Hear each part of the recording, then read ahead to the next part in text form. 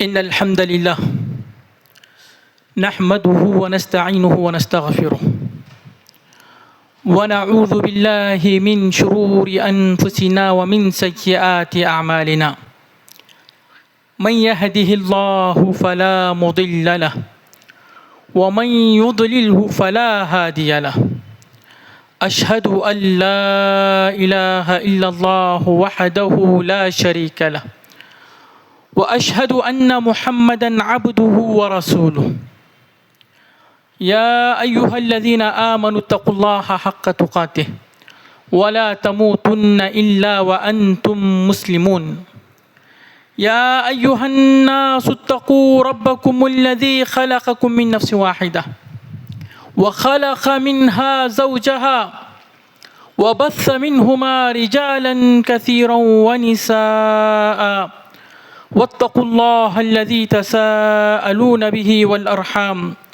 إن الله كان عليكم رقيبا يا أيها الذين آمنوا اتقوا الله وقولوا قولا سديدا يصلح لكم أعمالكم ويغفر لكم ذنوبكم ومن يطع الله ورسوله فقد فاز فوزا عظيما أما بعد فإن خير الحديث كتاب الله وخير الهدي هدي محمد صلى الله عليه وسلم وشر الأمور محدثاتها وكل محدثة بدعة وكل بدعة ضلالة وكل ضلالة في النار.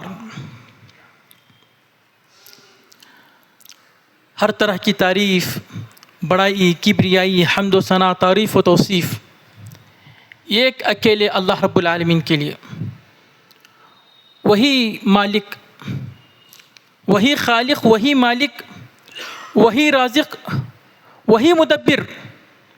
زمین و آسمان کی سارا نظام صرف اس اکیلے کے ہاتھ میں. اسی کے ہاتھ میں بیماری و شفا، موت و حیات. اس کا کوئی شریک نہیں، نہ اس کی ذات میں، نہ اس کے ناموں میں، نہ اس کے کاموں میں، نہ اس کے ارادوں میں. وہ تنے تنہا قل هو اللہ احد. اے نبی اعلان کر دیجئے کہ وہ اللہ ہم جس کی عبادت کرتے ہیں وہ بالکل تنے تنہا ہے. اس جیسا اس کائنات میں دوسرا کوئی نہیں، ہرگز نہیں، ذرہ بھی نہیں. وہ واحد ہے، اکیلا ہے. لاکھوں کروڑوں درود اور سلام ان مقدس ہستیوں پر جن کو اللہ رب العالمین نے ہم انسانوں ہی میں سے ان کے افضل ہونے، بڑے ہونے، پاکیزہ ہونے کی وجہ سے چنا، ان کو اپنا نبی بنایا، رسول بنایا. ان تک وہ پیغام پہنچایا کہ جس کی روشنی میں، جس پر چل کر ہم انسان دنیا اور آخرت میں کامیاب ہو سکتے ہیں. اور جن نبیوں نے اللہ کی یہ امانت ہم انسانوں تک بغیر کسی کمی پیشی کے بالکل واضح انداز میں کھول کھول کر بیان کر دی. اور خصوصی درود و سلام ان نبیوں کے امام، ساری کائنات کے سردار، میرے اور آپ کے نبی جناب محمد رسول اللہ صلی اللہ علیہ وسلم پر. حضرات، یہ جو زندگی ہم گزار رہے ہیں، دنیاوی زندگی جس کو کہا جاتا ہے، 60 سال، 70 سال، 80 سال، کسی کے ہو گئے تو 100 سال، زیادہ سے زیادہ 120 سال ہو گئے تو اخبار میں نام آنے لگتا ہے کہ فلاں شہر میں فلاں جگہ پر 120 سال کی بڑھیا ہے، 130 سال کا، 130 سال کا تو ہم نے پڑھا نہیں ہے، 125 سال کا بزرگ نوجوان، کہ بزرگ کوئی ہیں جو اپنے کام خود اپنے ہاتھوں سے کر رہے ہیں. یہی دنیا کی حقیقت ہے، یہی دنیا ہے. لیکن سوال یہ ہے کہ اس کے بعد کیا ہے؟ کہ یہاں پہ مر جائیں گے، کسی کو دفنا دیا جائے گا، کسی کو جلا دیا جائے گا، ہو سکتا ہے کہ کسی کو سمندر میں پھینک دیا جائے، ہو سکتا ہے کہ کسی کو چرندے، درندے، چیر پھاڑ کر کے کھا لیں پوری معاملہ ختم ہو جائے گا، یا اس کے بعد کچھ ہے؟ اس کے بعد کچھ ہے. یہی چیز ہے جس کو ہمیں سمجھنا ہے. ہم اس دنیا میں جو پیدا کیے گئے ہیں یہ اصل نہیں ہے، یہ زیارت ہے، زیارت. جیسے میں اپنے شہر کسی دوسرے شہر جاؤں اپنے رشتہ داروں سے ملنے کے لیے، زیارت کہتے ہیں اس کو. ہمیشہ تو نہیں رہوں گا، جاؤں گا، سلام کروں گا، ان کے پاس ایک دو وقت کا کھانا کھاؤں گا، ان کی خوشی میں شریک ہوں گا، پھر واپس آ جاؤں گا. یہ دنیا زیارت ہے. اللہ نے قرآن میں کہا الہاکم التکاثر حتی زرتم المقابر. تم اس دنیا کے پیچھے پڑے رہتے ہو، مال مال کہتے ہو، لیکن یہ زیارت ہے. تمہیں قبروں پہ جانا ضرور ہے، قبر تک پہنچنا تمہیں ضرور ہے، ہر ایک ایک کو، کسی کو چھٹکارا نہیں. ابھی میں نے حمد و صلات میں اللہ کی تعریف کے بعد نبی کریم صلی اللہ علیہ وسلم اور انبیاء کی جو ہمیں حکم ہے، انبیاء کا عزت و احترام اور نبی کریم صلی اللہ علیہ وسلم کا عزت و احترام کرنے کا میں نے بیان کیا. وہ ہمارے ایمان کا حصہ ہے. اس کائنات میں سب سے افضل، اس کائنات میں سب سے افضل، اللہ کے سب سے محبوب بندے نبی کریم صلی اللہ علیہ وسلم، جن کا اللہ پاس بڑا مقام، لیکن ان کو بھی موت کی سختی سے چھٹکارا نہیں ملا. ان کو بھی موت کی سختی سے چھٹکارا نہیں ملا. قرآن میں اللہ نے کہا کہ انک میت وانہم میتون. اے نبی، یہ مکہ کے لوگ آپ کو ستا رہے ہیں، آپ کو گالیاں دے رہے ہیں، آپ کے راستے میں کانٹے بچھا رہے ہیں، آپ پر پتھر پھینک رہے ہیں، آپ کو تکلیف ہو رہی ہے، لیکن تھوڑا صبر کیجئے. آپ کو بھی مر کر میرے پاس آنا ہے، ان لوگوں کو بھی مر کر میرے ہی پاس آنا ہے. میں وہاں پر پورا بدلہ دوں گا.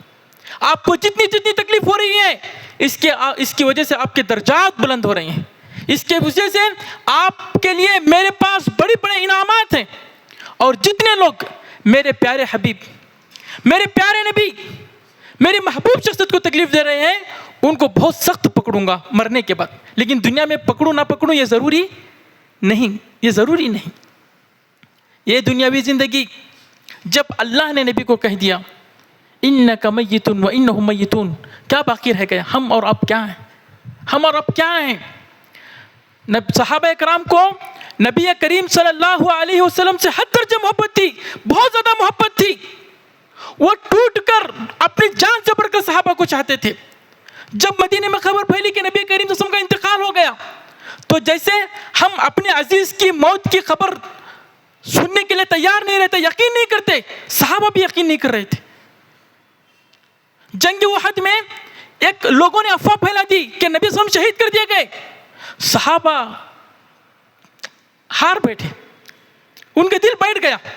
کچھ صحابہ واپس چلے گئے کہ کیا لڑکے کیا فائدہ، اب نبی صلی اللہ علیہ وسلم ہی نہیں رہے. لیکن تو صحابہ میدان چھوڑ کے چلے گئے نبی صلی اللہ علیہ وسلم کی محبت میں کہ اب نبی صلی اللہ علیہ وسلم ہی نہیں تو اب لڑکے کیا فائدہ. اللہ نے ان کو ڈانٹا، کہا کہ کیا تم سمجھے ہو کہ ہم نبی ہمیشہ رہیں گے؟ نہیں رہیں گے ہمیشہ، یہ ایک دن مر جائیں گے. تم کو پھر سنبھالنا ہے، ایک دن تمہیں ذمہ داریاں اٹھانا ہے. تم نے یہ سمجھ کے رکھا ہے کہ نبی مر گئے تو پھر تم میدان سے واپس آ گئے، تم نے غلط کیا، تم نے غلط کیا. وہ نبی ہی کیا، نبی کریم صلی اللہ علیہ وسلم ہی کیا، ان سے پہلے جتنے نبی آئے ہیں سب چلے گئے، سب مر گئے، کوئی باقی نہیں ہے.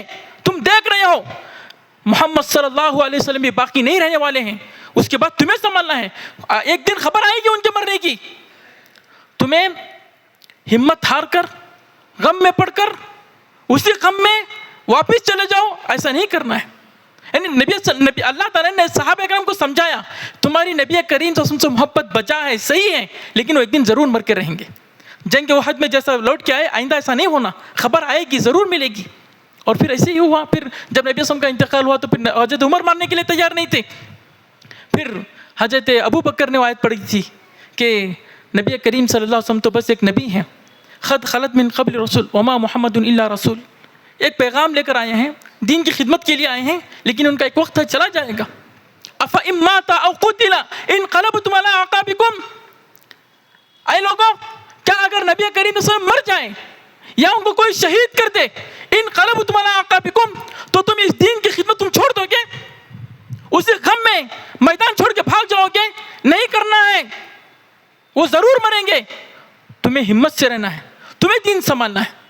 بات کا خلاصہ کیا ہے کہ جب نبیوں کو موت سے چھٹکارا نہیں ہے, جب نبیوں کو موت سے چھٹکارا نہیں ہے, ہم اور آپ کیا ہیں؟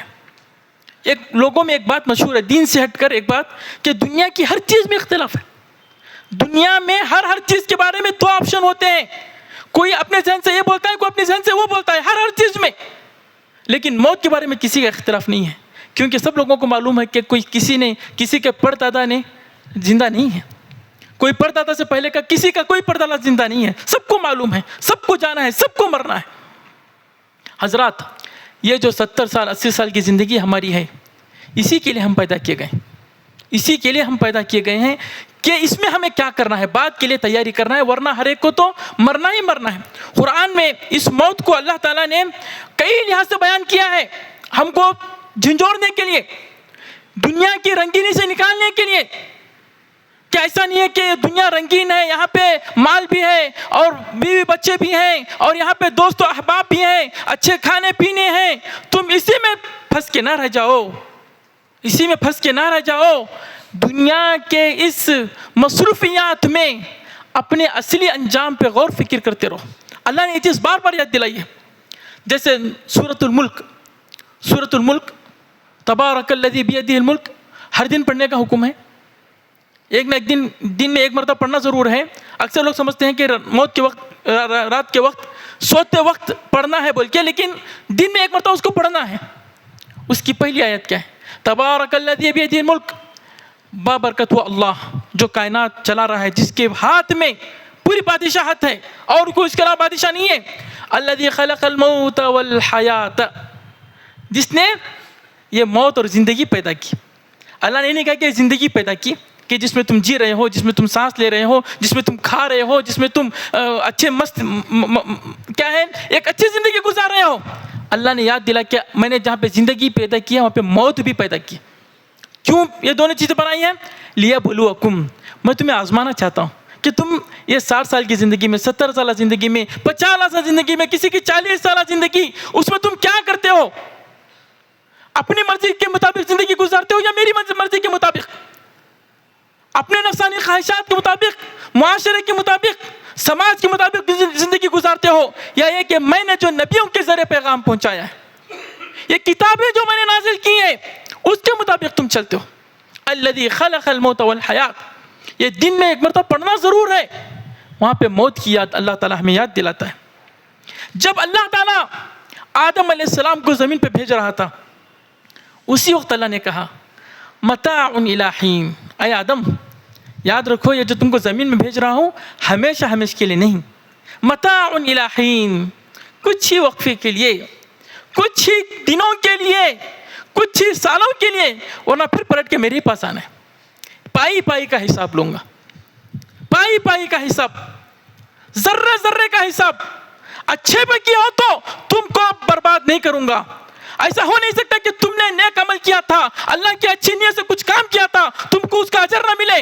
ایسا نہیں ہوگا, ہرگز نہیں ہوگا. میں ظالم نہیں ہوں, تمہارا حق نہیں دباؤں گا. اور یہ کہ گناہ بھی کیے ہیں تو اس کی سزا بھی تم ضرور دیکھو گے, تم سزا بھی اس کو ضرور دیکھو گے. اللہ تعالیٰ نے آدم علیہ السلام کو بھیجتے وقت کہا کہ فَإِمَّا يَأْتِيَنَّكُمْ هُدًى, میں تم کو دنیا میں بھیج کے بیکار نہیں چھوڑوں گا. نبیوں کو بھیجوں گا, کتابوں کو بھیجوں گا, اس کے مطابق چلو گے, دنیا میں بھی اچھا رکھوں گا, آخرت میں بھی اچھا رکھوں گا, مرنے کے بعد بھی بہت تم کو نوازوں گا. لیکن میری ہدایت کو چھوڑ کر چلے تو یہاں پہ بھی ٹھوکرے, وہاں پہ بھی ٹھوکرے. بات کا مجھے جو بتانا ہے کہ اللہ نے آدم علیہ السلام کو بھیجتے وقت کہا کہ دنیا میں تم کو ہمیشہ کے لیے نہیں بھیج رہا ہوں. متاع الی حین, کچھ ہی دنوں کا کھیل تماشا ہے, کچھ ہی دنوں کا کھیل تماشا ہے, دھوکہ ہے. پھر تمہیں کیا کرنا ہے؟ میرے پاس آنا ہے. یہ ہمارے ذہن میں ہونا چاہیے. حضرات یہ چیز ضروری ہے. ہم گناہ کیوں کر رہے ہیں؟ ہم گناہ کیوں کر رہے ہیں؟ ہم عبادت کرنا کیوں نہیں چاہتے؟ موت ہمارے ذہن میں نہیں ہے, ہمارا انجام ہمارے ذہن میں نہیں ہے. اللہ کی قسم میں یہاں پہ کھڑا کر کے بول رہا ہوں, لیکن میں بھی مراد ہوں, آپ بھی مراد ہیں. اگر موت کی فکر پیدا ہو گئی تو پھر کسی کو بولنے کی ضرورت نہیں ہے, بولنے کی ضرورت نہیں ہے. ہمارے نبی کریم صلی اللہ علیہ وسلم نے ارشاد فرمایا کفا بالموت واعظا, تم کو سمجھانے کے لیے, تمہاری عقل ٹھکانے کے لیے صرف موت ہی کافی.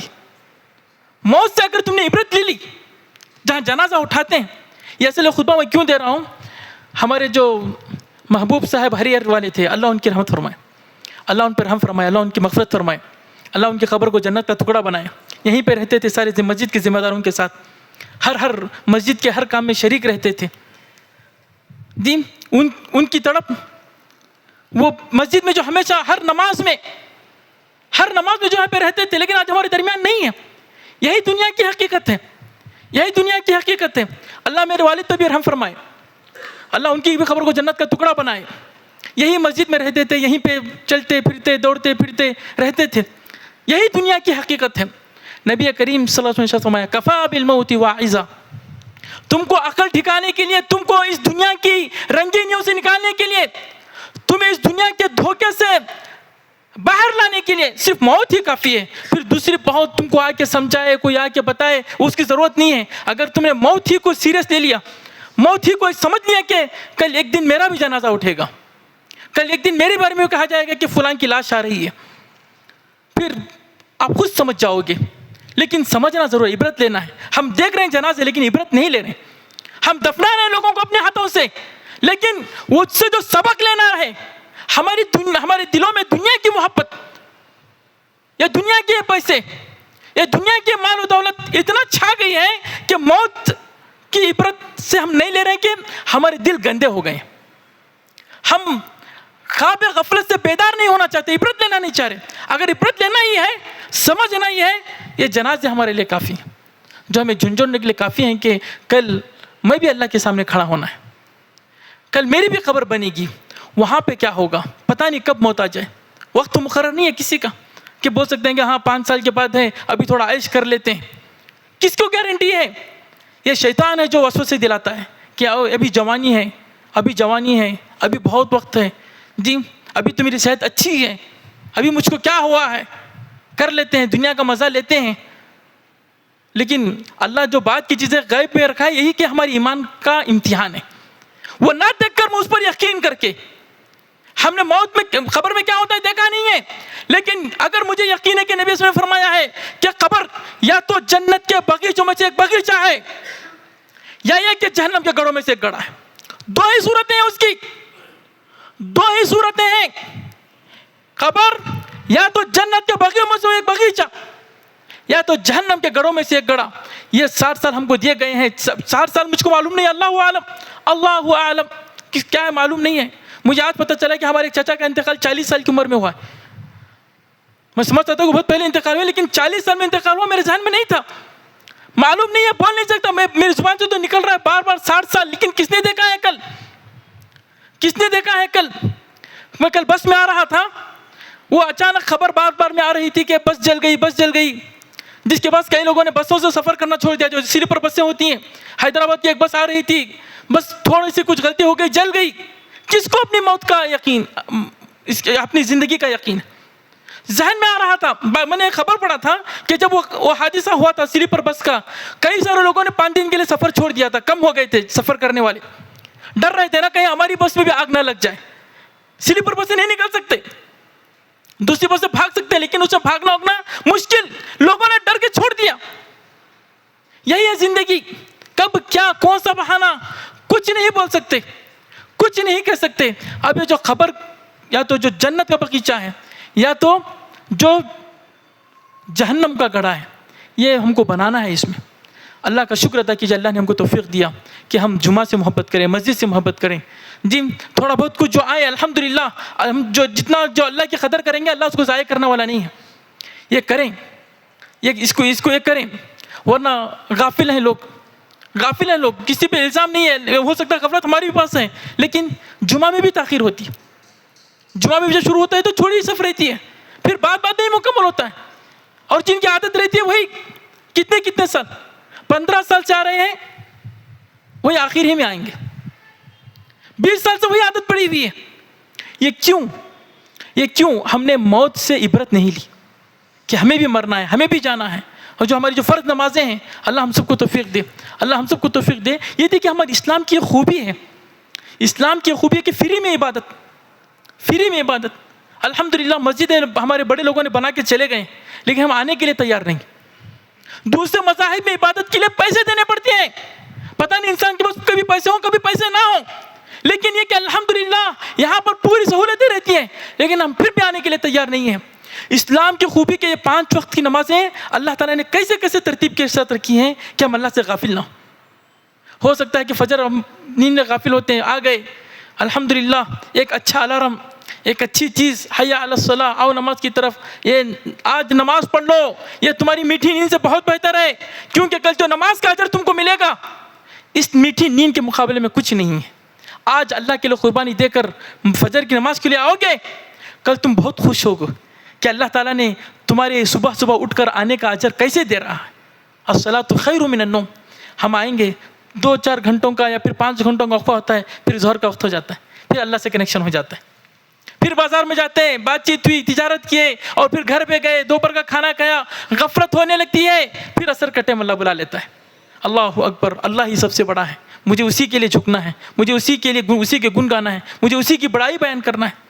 جی پھر اس میں پھر سبحان ربی الاعلیٰ, سبحان ربی العظیم, یہی نعمتیں, یہی اس دنیا کا اصل کھانا ہے, یہی لذیذ کھانا ہے جو ہم ایک محبت کے ساتھ اللہ کی محبت میں ڈوب کر جب کہیں سبحان ربی الاعلیٰ, میرا اونچا رب, وہ ہر عیب سے پاک ہے, وہ عظیم رب ہے, وہ مہربان رب ہے, وہ غفور و رحیم رب ہے. یہی اصل یہ دیکھیے, یہ دنیا کی لذت اگر ہم نہیں پائے ہیں تو ہم نے دنیا کو جانا ہی نہیں ہے. جو ہمارے نبی کریم صلی اللہ علیہ وسلم جو اتنی بڑی بڑی نمازیں پڑھتے تھے کہ پیر میں سجن آ جاتی تھی, صحابہ کرام وہ تو نماز سے غافل دور ہونے کو سوچتے بھی نہیں تھے. بولتے مطلب ناممکن تھا کہ وہ سوچیں کہ نماز بھی چھوٹ سکتی ہے. ویسا ان کا ایمان تھا, ویسے ان کا اللہ سے تعلق تھا. اللہ نے 5 وقت بہت بہترین رکھے ہیں, ہم اس سے غافل ہیں. یہ ہے جو ہمارا انجام ہے قبر کا. اللہ نے اسی موت کا ذکر کرتے ہوئے قرآن میں کہا, ابھی جو آیت پڑھنے جا رہا ہوں میں سورہ آل عمران کی, اس آیت کے بارے میں علماء کرام نے کہا ہے کہ یہ سارے قرآن مجید کی سب سے آخری آیت ہے جو نازل ہوئی. آخری سورت اذا جاء نصر اللہ والفتح, یہ آخری سورت جو پوری سورت نازل ہوئی. اس کے بعد بھی تھوڑا قرآن 10 ہجری میں جب نبی کریم صلی اللہ علیہ وسلم نے حجۃ الوداع کیا, سارے صحابہ کے ساتھ حج کیا, 1 لاکھ سے زیادہ صحابہ کرام تھے, دین غالب آ گیا, اسلام کا کلمہ بلند ہو گیا. اسی وقت صحابہ نے سمجھ لیا کہ اب نبی کریم صلی اللہ علیہ وسلم کی وفات ہونے والی ہے. اس کے بعد تھوڑا قرآن نازل ہوتا رہا, 1-2 آیتیں. سب سے آخری آیت یہ آیت نازل ہوئی جو اب میں پڑھنے جا رہا ہوں. وہ آیت ہے, اللہ نے کہا کل نفس ذائقۃ الموت وانما توفون اجورکم یوم القیامہ فمن زحزح عن النار وادخل الجنۃ فقد فاز. اللہ اکبر. کل نفس ذائقۃ الموت, سانس لے رہے ہو نا, مرنا ہے.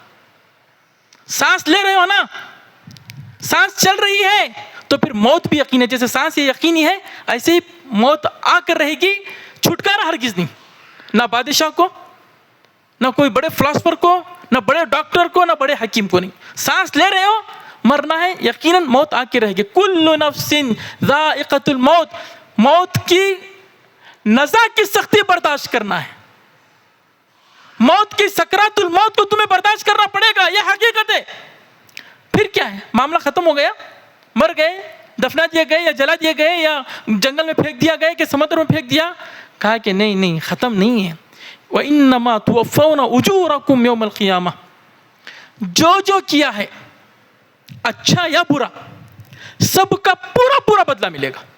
اللہ اکبر, اللہ اکبر. یعنی یہ کہ میں یہاں پہ کسی کو گالی دے کر خاموش نہ بیٹھ جاؤں کہ ہاں ہو گیا, میں گالی دے دیا, اس کو ستا لیا, اس کو مزہ آ گیا. نہیں, اللہ کیا کہا, توفون, پورا بدلہ, پائی کا حساب, حتیٰ کہ نیت میں بھی داخل ہو کے تم نے یہ کام کیا, چھوٹا سا کام کیا, لیکن تمہاری نیت کتنی بڑی تھی. یہ بڑا کام کیا لیکن میرے لیے کیا کہ دوسروں کے لیے کیا, کیا نیت تھی. سب اللہ کا ترازو. کس کا ترازو؟ اللہ کا ترازو. دنیا میں آپ جانتے ہوں گے بڑے بہترین ترازو آئے ہیں, جو سونا تولا جاتا ہے اس میں پتہ نہیں کتنی باریکی سے تولا جاتا ہے. یہ اللہ کا ترازو ہوگا. اللہ کا ترازو ہوگا, اللہ کا انصاف ہوگا. وَإِنَّمَا تُوَفَّوْنَ أُجُورَكُمْ يَوْمَ الْقِيَامَةِ, قیامت کے دن تمہیں پائی پائی کا حساب. بالکل تم اچھے کیے ہو تو ایسا بھی نہیں ہوگا کہ اللہ اجر نہیں دے گا, اور برائی بھی کیے ہوں تو پھر چھٹکارا بھی نہیں ملے گا.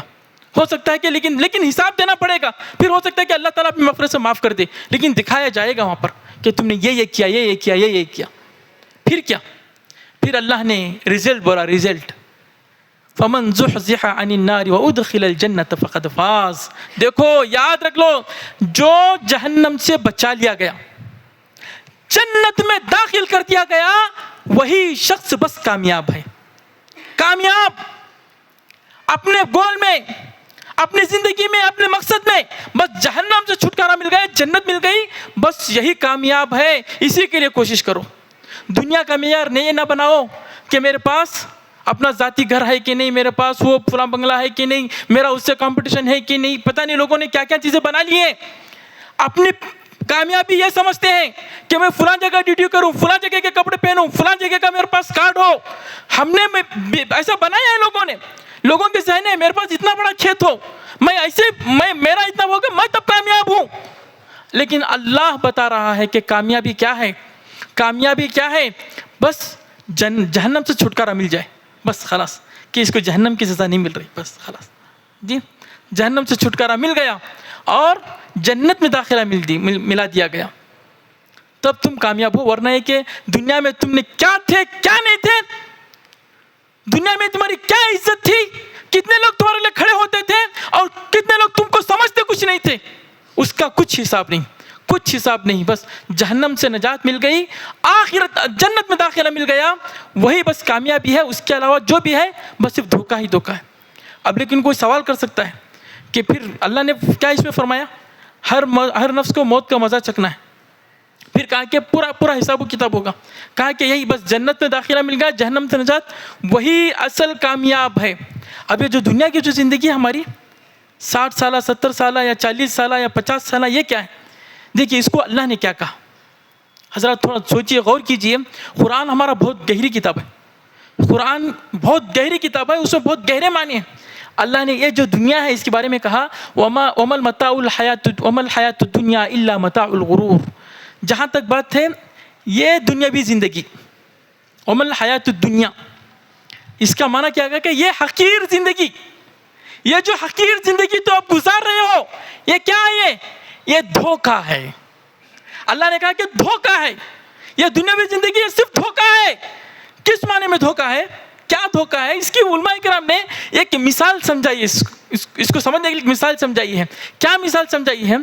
بچہ بھوک سے بلک رہا ہے, رو رہا ہے, دودھ تیار نہیں ہے. اس وقت کیا کرتے ہیں؟ بچہ کو بھوک لگی ہے, ماں کہیں گئی ہے یا دودھ تیار نہیں ہے.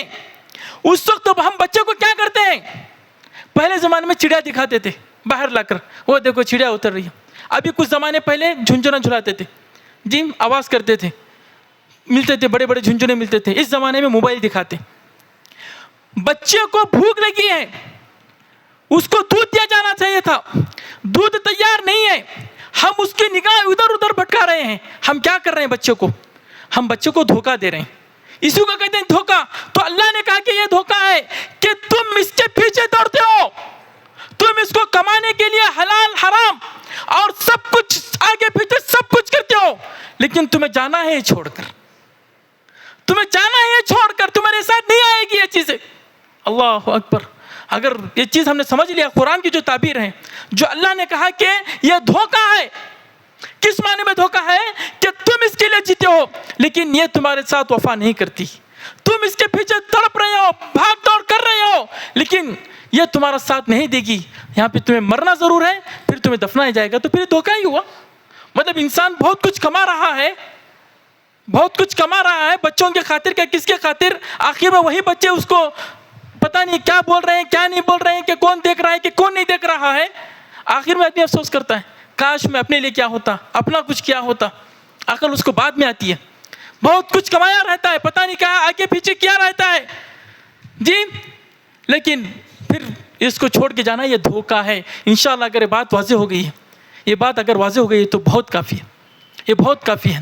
نبی کریم صلی اللہ علیہ وسلم نے اس دنیا کے بارے میں جو باتیں بتائی ہیں، اگر اس کو ہم سمجھ لیے تو پھر انشاءاللہ ہمارے دل آخرت کی طرف راغب ہوں گے، آخرت کی طرف ہم آخرت کے بارے میں سوچیں گے۔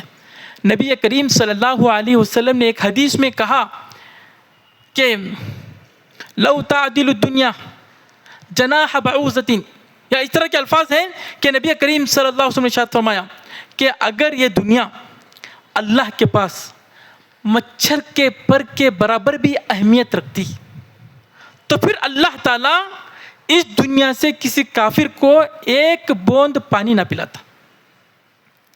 اللہ یہ دنیا کافروں کو، اپنے نام ماننے والوں کو کیوں دے رہا ہے؟ اس لیے دے رہا ہے کہ اللہ کے پاس اس دنیا کی کوئی حقیقت نہیں ہے، اللہ کے پاس اس دنیا کا کوئی مقام نہیں ہے۔